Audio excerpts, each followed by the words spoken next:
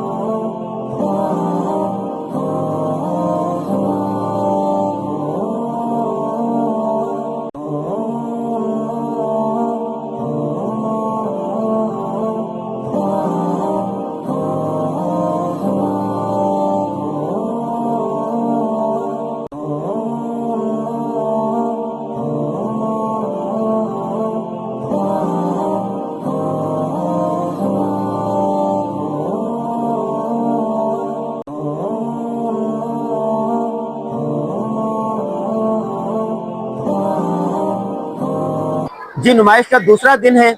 हम सुबह आए थे और रात 9 बज रहे हैं। सुबह जब आए थे तो यहाँ पर सारी हमारी किताबें थी। अल्हम्दुलिल्लाह अल्हम्दुलिल्लाह सारा स्टॉक निकल गया।